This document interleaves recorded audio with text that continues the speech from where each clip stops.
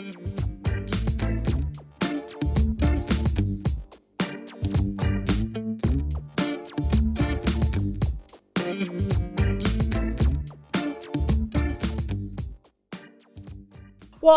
I'm really excited about the theme of this year's TEDxMemphis.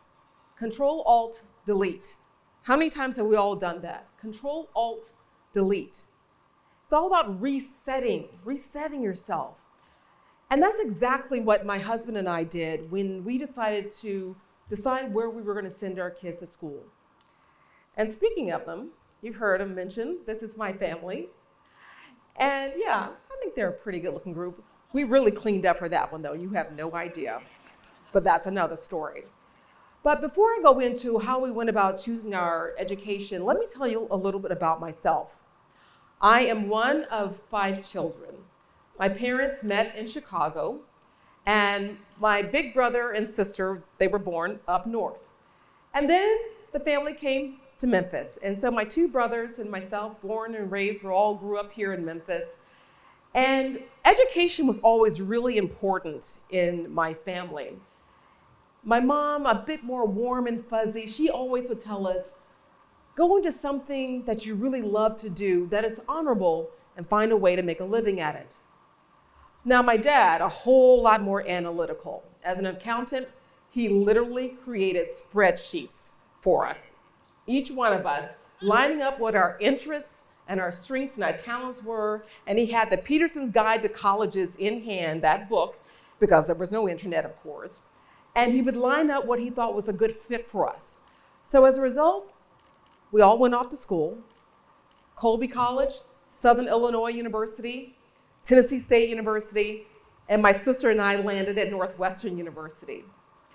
Yeah, and it was at NU way back in 1987 where, there's kind of a boy meets girl kind of story. And so my husband, my now husband, he said that he saw me sashaying across campus. Well, I don't quite remember it just like that, but nonetheless, we became an item, and that item turned into 4 kids. And so, but as the years went by, we would often talk about our pathways.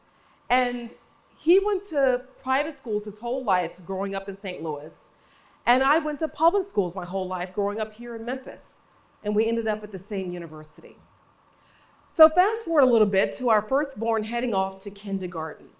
And we had already been making an investment in our child's education through private preschool. He went to a full Spanish immersion preschool. And so we had really big stakes coming up now because he was heading off to big kid school. And so we said, you know what? Control, Alt, Delete. Let's reset this. We had a brand new school that was about to open in our neighborhood, a brand new public school in the heart of downtown Memphis. Control, Alt, Delete. We sent him to that school. Now, I know some of you may be thinking, oh, public school. And you have these ideas, you got someone whispering in your ears telling you what it is not. And I'm here to tell you, yes, there are challenges in public schools, in urban schools especially. But let me tell you, there's a whole lot of heart there. And speaking of heart, when my son was at that school, his kindergarten year, because it was a brand new school, they didn't have the federal dollars assigned to them yet. So they had to make a cut, and that cut was with an art teacher. Now, I can't draw a stick figure with a ruler, but I can appreciate art. And I wanted to make sure that my child had art. My husband felt the same way. Other parents felt the same way. Teachers felt the same way. So we galvanized and came together, and we raised more than $20,000 in a matter of weeks. And we created a program called Heart for Art, where it was an artist in residence program where we rotated in 6 artists throughout the school year, and all of the children at that school had an art teacher that year.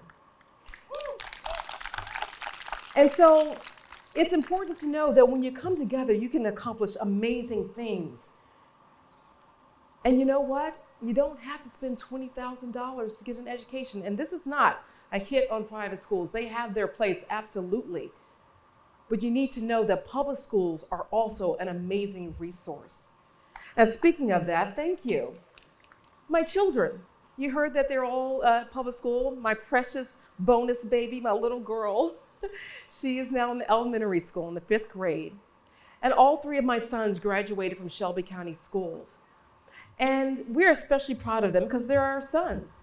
But we also know that they are defying a lot of odds and statistics as African American males.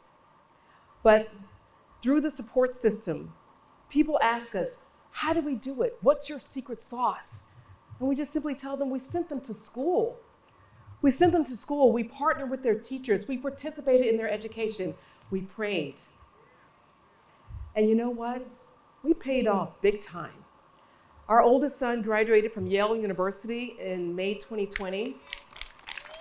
Our second oldest son is now in his 2nd year at DePaul University in Chicago. And our youngest son, he is now a member of the class of 2026 at the United States Naval Academy. All of them, full academic scholarships.